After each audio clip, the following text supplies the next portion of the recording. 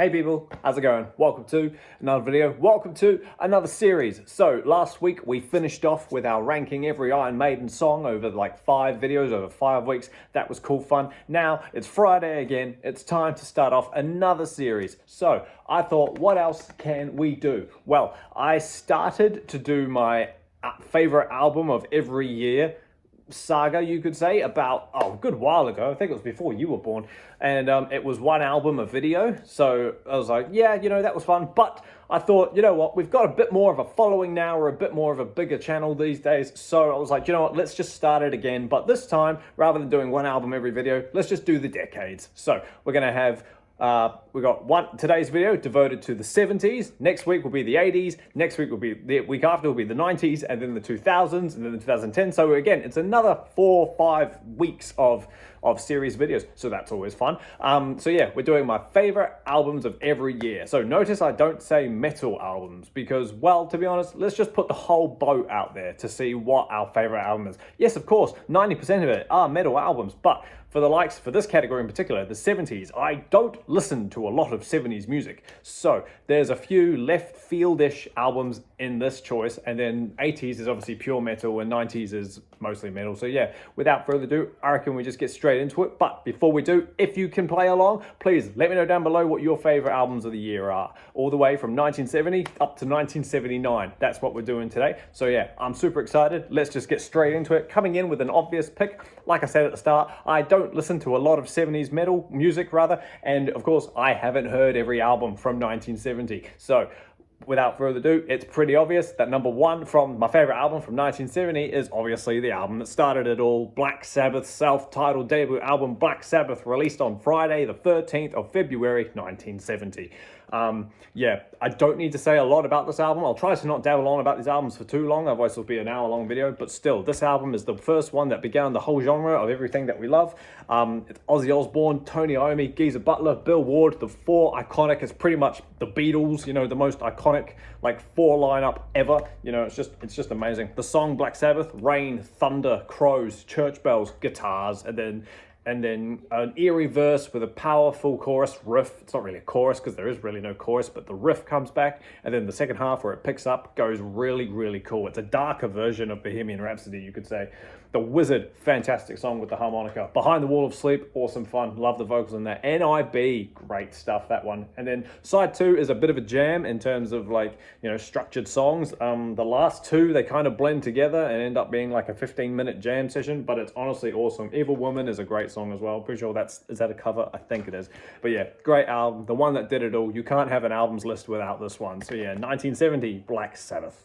I promise this trend won't stay on forever. This is the last one to feature this band. 1971 is Master of Reality. Like I said, I don't listen to a lot of 70s music, so of course there's going to be a double up. There's going to be double ups throughout the whole series. This should be the only double up, I think, in this episode. But yeah, in the 80s and 90s, there will probably be a few double ups of bands. So yeah, just for now, we've got Black Sabbath's Master of Reality from 1971. This album just continues on from, everything that Sabbath were doing, just slowly creating more subgenres as they go on. Do you know what I mean? So Paranoid, the album, came out in 1970 as well. I choose the debut over that one. So this one came out in 1971. It's their 3rd album. What have we got on here? Sweet Leaf, fantastic song, great opener. After Forever, it's pretty much a Christian song. That one's great. Children of the Grave, that real donga donga donga donga, just awesome. Into the Void, fantastic closer. Honestly, it's an iconic album. It's not my favorite Sabbath album of all time, don't get me wrong, but I do love it. It's pretty damn amazing. It's because is it an iconic cover? I don't know, but you instantly recognize it. So yeah, 1971, easily Master of Reality. And then 1972, we kind of steer away from the metal. We've got David Bowie, The Rise and Fall of Ziggy Stardust and the Spiders from Mars. But for now, we're just going to call it Ziggy Stardust. This is, I claim to be, I have the amount of, I'm having a stroke, the amount of respect that I've got for David Bowie is astronomical. Do you know what I mean? Like, I haven't heard everything he's ever done. I don't claim myself to be like a diehard fan, but like, I only know his singles and his most famous stuff. However, this album is pretty much top tier from start to finish. I would imagine that if I ranked all of Bowie, which would be a goddamn mission, this would be number 1, easily. But then again, like I said, I haven't heard everything, so who knows? Just everything from the opening notes of 5 Years. That song is fantastic. 6, Soul Love, Moon Age Daydream, which is a song I first heard on Guardians of the Galaxy Volume 1, great stuff. Starman, just iconic stuff. Lady Stardust, Hanging On To Yourself. Ziggy Stardust, the title track, you could say. Suffragette City and Rock and Roll Suicide, that real calm sort of rock on the wild side, rock and roll suicide sounds the same. Hey, it's a rock and roll suicide kind of vibe. Do you know what I mean? It sort of ad-libbed it, but God, this album is iconic. It came out on June 16, which is my birthday, so that's amazing as well. But yeah, it's a fantastic album. It's just amazing. Ziggy played guitar. Absolutely incredible. 1973 is an instrumental album, you could say. Tubular Bells from Mike Oldfield. Yeah, obviously, if you like metal and you like horror, you know Tubular Bells without really realizing it from The Exorcist. It's the opening theme. Well, it's not really the opening theme, but it's the overarching theme of, you know, the Tubular Bells music. That's where this comes from. Little did we know that it's a 24-minute instrumental piece. And weirdly enough, I actually love it so much. Just the song, like the whole song itself. It's 24 minutes, but to me, it honestly doesn't feel like 24 minutes. I love instrumental music, and I love orchestral music, and I love pieces that build and, you know, really create, not tension per se, but like it just builds upon itself. Do you know what I mean? You've got the 7/8 figure of the Tubular Bells riff. You first count it in 7 and then you count it in 8, and it gives the vibe of like tripping up but always resolving itself at the same time. It's honestly so clever. But yeah, you obviously have that, and then it goes into, I haven't heard it in a little while, so can I remember the structure? But yeah, it goes into that. Obviously that's how it starts, and then it kind of builds up a bit. There's a bit of like, the mood changes, dun, dun, dun, dun, dun, dun, dun, dun, dun, and then about 13 minutes in, the guitar comes in and creates like this bam, bam, bam, bam kind of thing, and then halfway through it all stops. It builds tension. There's a beautiful, real calm section in the middle, right before you hear Mike Oldfield plays every instrument on that song. So like it's got about 200 overdubs or something like that. Like, remember, it's 1973, so yeah, just absolutely insane. But yeah, the part at the end where it just repeats the same figure, just layering another instrument over the top until you finally get to the end where it says Tubular Bells, and then you hear the bells come in. I love it. I think it's amazing. Yeah, it's also got side 2 on it, which is Tubular Bells Part 2, which is fine, but obviously it doesn't come close to how awesome Tubular Bells Part 1 is. So yeah, 1973's album is Tubular Bells. 1974 is an album that I don't actually have, but I have heard it several times.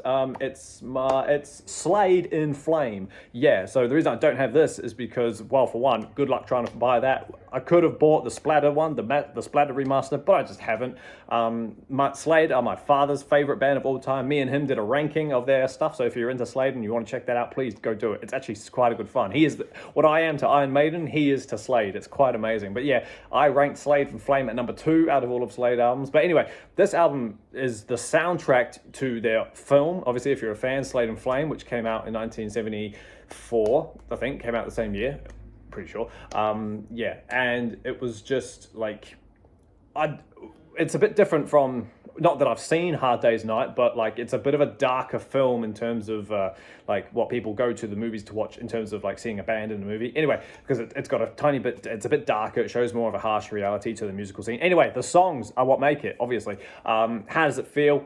Yeah, I get that it's the opening song and it's like the overall theme of the album, but I won't lie, it's not my favorite, and it's neither my father's favorite either. But yeah, them kind of Monkeys Can't Swing.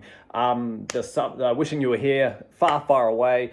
Even like the sillier ones like This Girl and Standing on the Corner. And honestly, it's full of amazing tracks. It's honestly such a good album. If you like 70s loud British glam rock, go listen to Slade and Flame. It's goddamn. So it's easily my favorite album from 1974. I could have done Queen too, but I was like, nah, Flame is so much better. So yeah, go check that out. 1975, I've gone for King Arthur. Well, I've gone for Rick Wakeman. What's the bit like Ziggy Stardust? What's the full name? Rick Wakeman, The Myths and Legends of King Arthur and Knights of the Round Table. What is it with the 70s and massive long names? I'll tell you. This isn't exactly an instrumental album, but it's definitely borderlining minimalistic, you could say. It's Rick Wakeman, which was the keyboard player for Yes, I'm pretty sure, and you know that's obviously his drive for the album. That's his lead instrument, the keyboards. This album is just good fun, honestly. I would give you the track listings, but there aren't any on the back. But yeah, I think the first song, is it Arthur? I think that's probably my favorite one. Guinevere is a fun song, and there's that the battle of something with a weird name in it. But yeah, honestly, it's a fun album. It's catchy. It's just 70s prog rock. you could say. But like, I don't actually know if it's prog, but I'm just assuming it's prog. It's fun. Mum always said to me, you should listen to Rick Wakeman, because I was getting into the likes of like Nightwish and symphonic metal. She was like, you should check out Rick Wakeman, but I never did. Up until I remember, I was jamming this a lot when Little Man was born. So whenever I hear this now, I think back to like going to the hospital and having him in his infancy, which is kind of nice. But yeah, Knights of the Round Table, King Arthur. It's a great album. It's not very long. It got re-recorded later, like 30 years later, when we could put more music onto a CD, because this is only like, 45 minutes long or whatever, and a lot of it was retracted because it wouldn't fit on the LP. But yeah, honestly, it's a great album. Go listen to it. It's really fun. Rick Wakeman, favorite album of 1975. All right, here we go. Now the metal kind of kicks in. 1976, I've gone with the first official origins of power metal, Rainbow, and their second album, Rising. I've talked about this album so much on this channel, but I don't care, because it's hands down one of the greatest albums of all time. It is 6 tracks at like 32 minutes or something, but good God, it's a blast. Honestly, you can't be a fan of power metal without showing homage to Rising. This is an incredible album. This is Ronnie James Dio's band he's on vocals. We've got Richie Blackmore from Deep Purple on guitar. We've got Cozy Powell on the drums, and I always forget who the keyboard and bass player are, but they're very important as well, especially the keyboard player. Well, and the bass. They're all important, obviously. But yeah, this album is just phenomenal. You know what I mean? Like the opening song, Tarot Woman. I just love that. There's an epic key change at the end, and obviously Ronnie's vocals throughout the whole thing are just amazing. But what really makes this album, I've said this before, Stargazer and A Light in the Black. Side 2 has only 2 songs on it, and it clocks in at like 20 minutes. Like, it's 8.5 minutes and 8 minutes 16 or something like that. Honestly, those 2 songs are a whirlwind in themselves. Like, just the drums of Stargazer, the vocals in it, the solos, and it's the ending, the part where he actually shouts the words, Rainbow Rising. It's insane.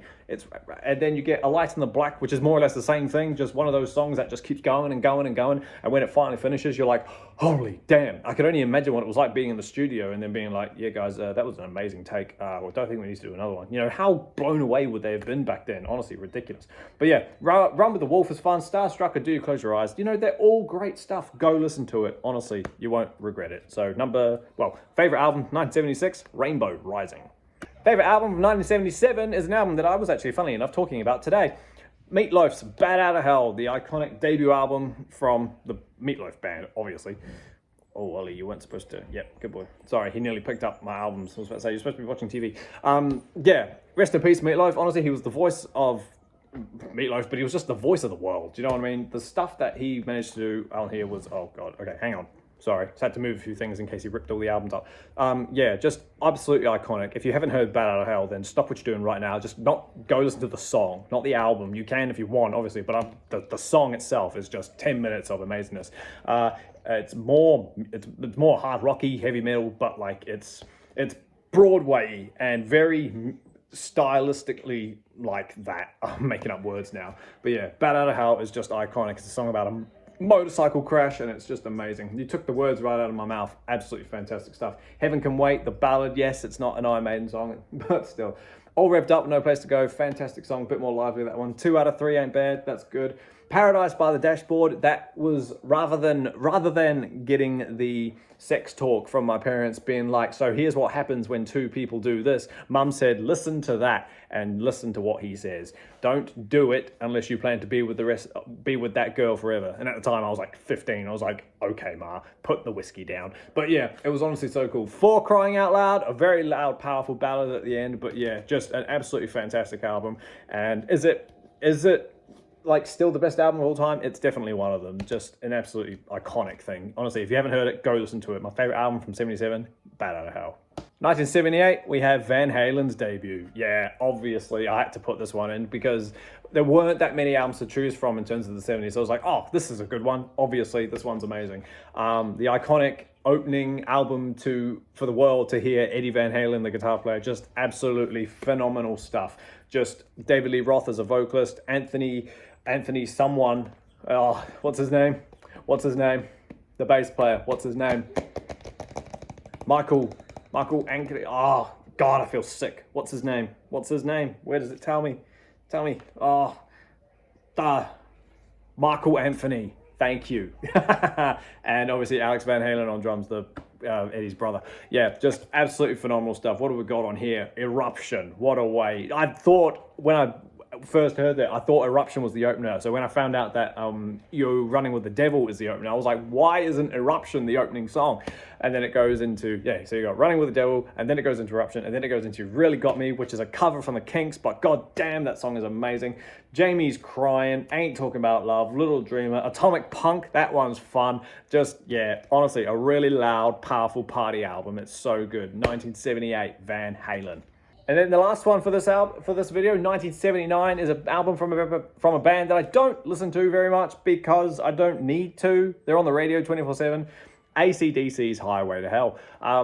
Yeah, I don't listen to a lot of ACDC. Obviously, you listen to 4 songs and you're done. You don't need to hear anything else. But when I was getting into, I do remember playing the CD of this. This is my mum's LP, which I took when we left home. Where I took the CD, well, no, I didn't take the CD, but I was jamming the CD when I found it, and it's a good album from start to finish. You know, other than Highway to Hell, obviously that's an incredible song, but other ones like Girls Got Rhythm, that one's great fun. I'm nearly done, buddy, nearly done. And then Walk All Over You, that's probably my favorite song. Just how much slower that song is. It's not doomy, but you know, it's very iconic, that one. Well, to me it is anyway. Touch Too Much, that one's great. And then, yeah, Shot Down in Flames, If You Want Blood, You Got It. Just honestly perfect ACDC stuff. I haven't listened to a lot of ACDC, and I imagine if I ever ranked those, I'm not going to, but if I ever did, this one would be up there quite high. So yeah, easily 1979 for me would be ACDC's Highway to Hell. Awesome as team, thank you so much for hanging out with me while I stand here and talk about every favorite album from every year. Like I said at the start, let me know down below what favorites you have from these 1970 years. Are you same as me? Do you copy the Sabbath trend, or are you just a bit more experimental with your music tastes and have more to discuss? I'm excited to get through these. 1980s is going to be fun, obviously, because that's a great decade for heavy metal, but yeah, I'm excited to get this one going. Hang along for the ride, it's going to be a good time. So keep an eye out for the next video, keep an eye out for the next one in the series, but I'll have other ones in between. Keep an eye out for those. But until they happen, everybody, stay inside, stay safe, jam some Maiden, and I'll see you all in the next video. See you later.